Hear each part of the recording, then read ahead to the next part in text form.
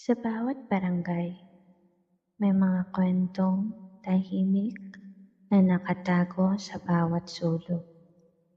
Mga kwento ng buhay, pag-ibig, kabataan, at mga simpleng araw na puno ng alaala. Ngayong gabi, samahan mo akong bumalik sa dekada 90, sa isang hapon na tahimik pa ang mundo, kung saan ang mga babae sa barangay ay nagtitipon sa ilalim ng punong bayabas at sa mahabang bangkong kahoy. Bago mo ipikit ang iyong mga mata, damhin ang init ng hapon, ang huni ng kuliklik sa kalsada at ang bulong ng mga tsismosa. Mga taong tahimik lang nating pinagmamasdan, pero may hawak ng alaala ng buong baryo. At ito ang ating kwento ngayong gabi. Mga tsismosa sa hapon. Sa bawat barangay, may oras na hindi kailangan sabihin pero ramdam ng lahat. Sa aming lugar, noong dekada 90, iyon ay ang hapon. Ang oras na humuhupa ang init. Humahaba ang anino ng mga bahay at dahan-dahang lumalabas ang mga kwento na matagal nang kinikimkim. Sa tapat ng isang lumang bahay na may bakod na kawayan, naroon ang mahabang bangkong kahoy. Hindi ito espesyal sa paningin ng iba. Kupas ang pintura, may bitak na ang isang paa, at bahagyang tabingi kapag may umuupo. Ngunit sa mga hapon, iyon ang naging sentro ng barangay.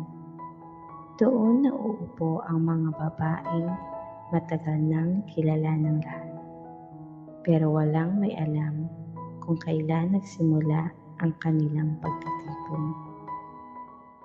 Hindi sila sabay-sabay dumarating, isa-isa, parang alam ng hangin kung sino ang susunod. May bitbit na pamaypay, may dalang basahang pamunas, may hawak na tasa ng kape na kaninang umaga pa ipinagtimpla. Walang paanyaya, walang kasunduan, pero laging kumpleto bago lumubog ang araw.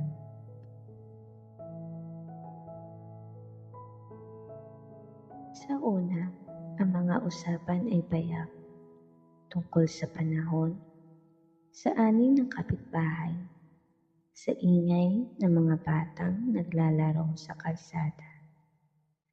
Ngunit habang lumalalim ang hapon, habang humahaba ang anino ng punong bayabas sa gilid ng daan, unti-unting nagiging mas mabigat ang mga salitang lumalabas. May mga kwento ng pamilyang bihira ng magkausap. May mga bulong-bulungan tungkol sa lalaking hindi na umuwi. May mga pangalan na binabanggit ng dahan-dahan, parang ayaw gisingin ang katotohanan.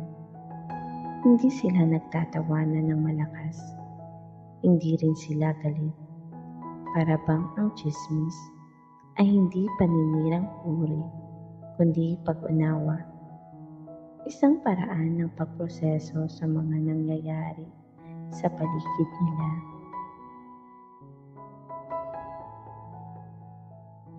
Ako'y madalas na dumaraan roon pa ko. Bata pa ako noon. May dalang plastik ng tinapay o minsan ay sachet ng kape. Hindi ako pinapansin ng mga tsismosa, pero ramdam ko ang bigat ang kanilang katahimikan. Kapag napapatingin ako sa kanila, bigla silang tumitigil. Parang ang mga kwento ay may sariling oras at hindi iyon para sa mga batang tulad ko. Habang tumatagal, natutunan kong pakinggan ang kanilang katahimikan. Minsan, mas marami ang naipapahayag sa pamamagitan ng mga tingin at ng mga sandaling saglit lang na tumigil sila sa pag-uusap. Sa mga sandaling iyon, natutunan kong pahalagahan ang oras, ang mga alaala, at ang simpleng presensya ng bawat isa. Sa paglipas ng mga panahon, unti-unting nababawasan ang mga upuan sa bangko. May isang nagkasakit, may isang lumipat sa Maynila, may isang tahimik na nawala na lang.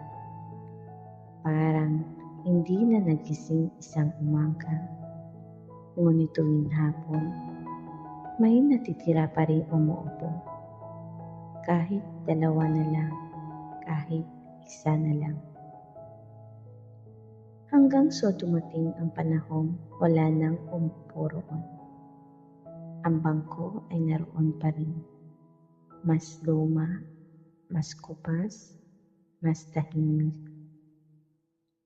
Pero kapag napapadaan ako tuwing hapon, pakiramdam ko ay may mga salitang naiwan sa hangin.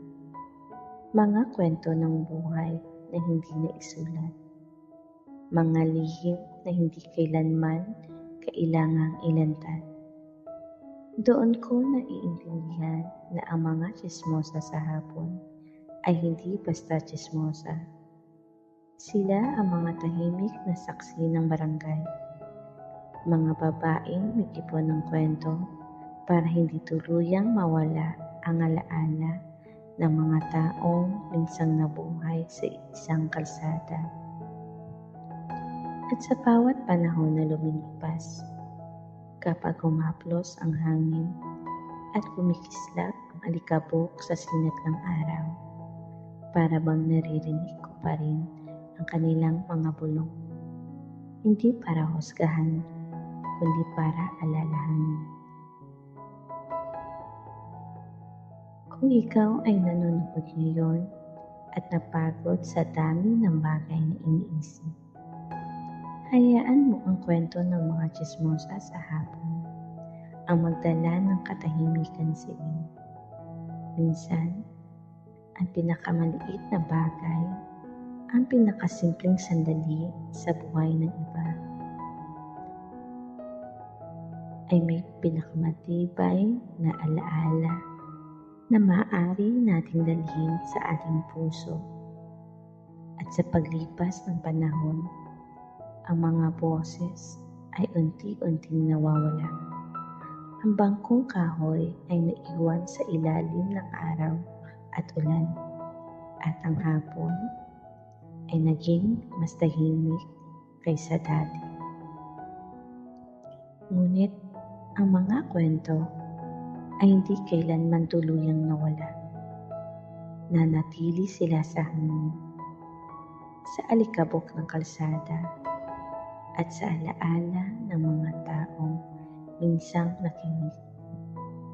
Kung ikaw ay napagod ngayon, hayaan mo ang katahimikan ng hapon ang yumakap sa iyo.